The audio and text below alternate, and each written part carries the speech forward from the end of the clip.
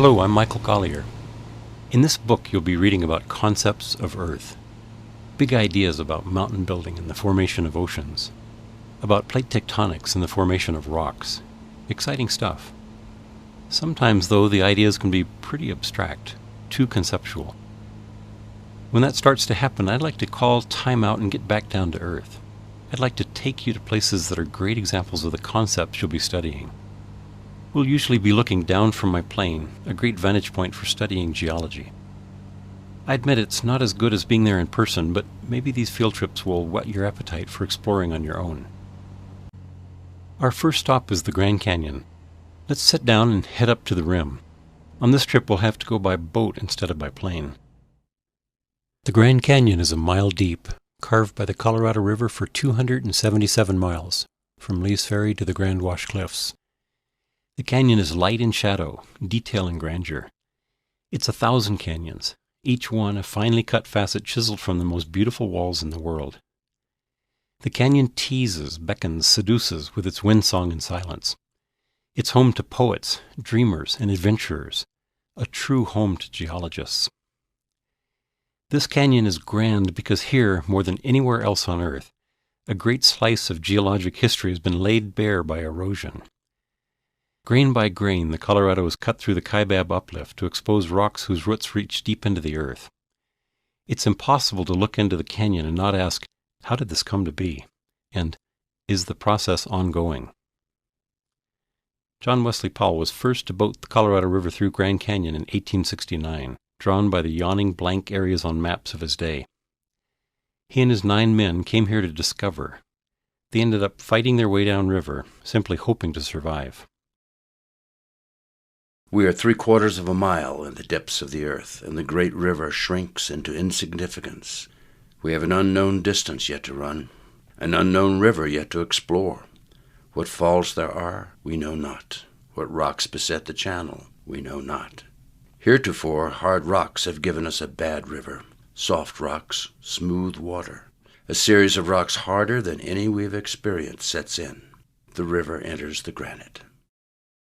Powell had already boated the length of the Ohio and Mississippi rivers before the Civil War. He lost an arm at the Battle of Shiloh, but returned to fight at Vicksburg, passing time by studying rocks exposed in the trenches.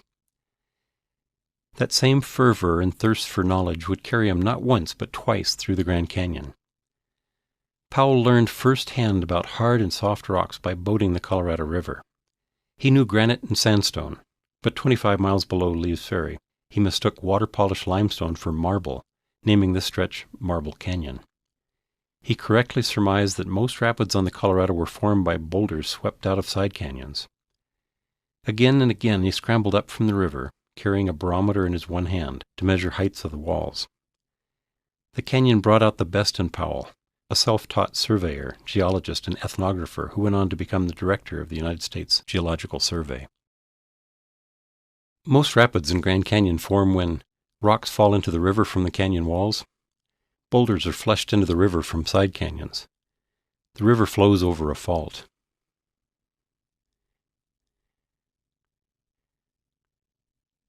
John Wesley Powell correctly figured out that most rapids in the Grand Canyon form when rocks are flushed into the river from side canyons.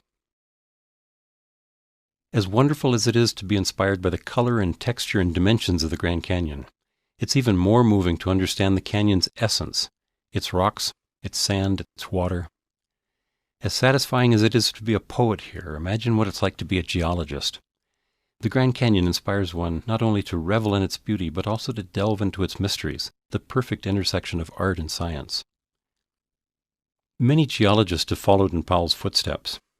Joel Anima works with a team of U.S. Geological Survey scientists who study how the Colorado River transports sand through Grand Canyon.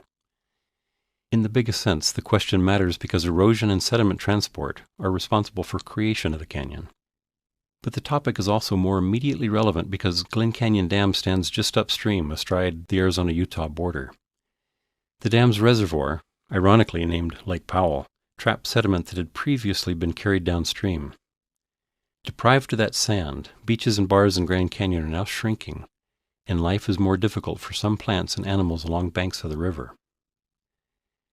Joel is a rock climber who studied Alaskan volcanoes for his master's degree. Now his work with the USGS requires his skills as a surveyor as well as a geologist. Like Powell, he spent time on the river, ducking from cold water, riding the waves. Yes, the work is fun, but it can be demanding.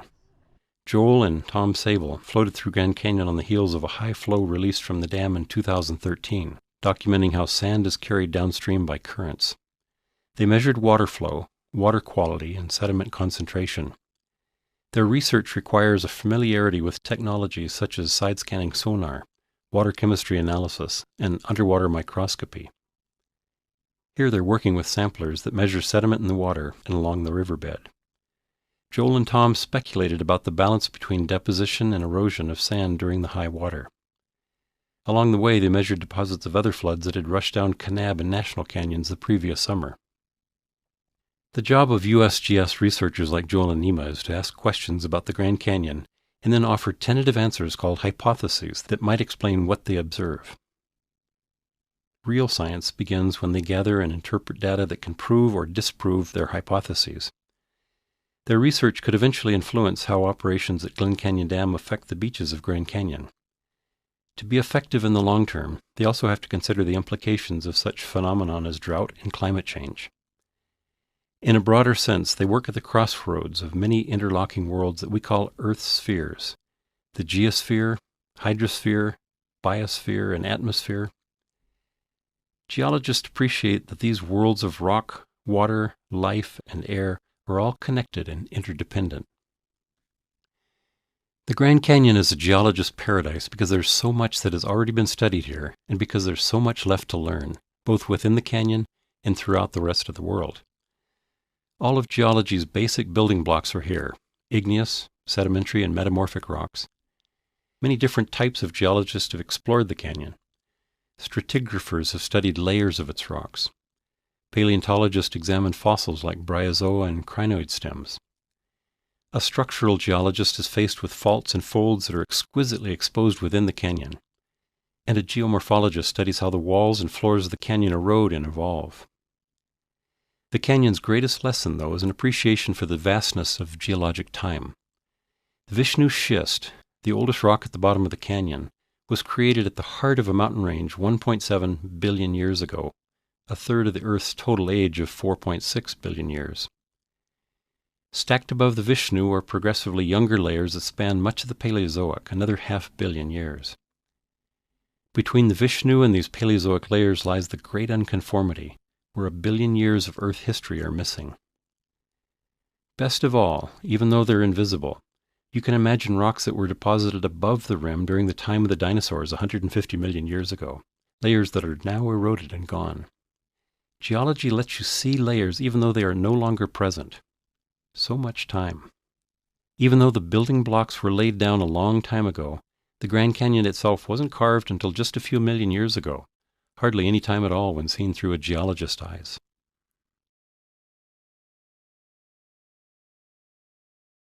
What did you learn?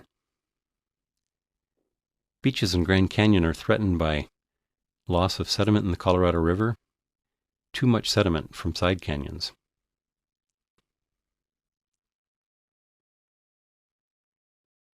Beaches in Grand Canyon are now threatened by a loss of sediment that's trapped in Lake Powell above Glen Canyon Dam.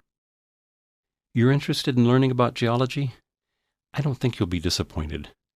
At worst, it's a good excuse to get outdoors. At best, it offers a fundamental body of knowledge about how the world works. So is it better to see the world as a poet or as a geologist? I think both.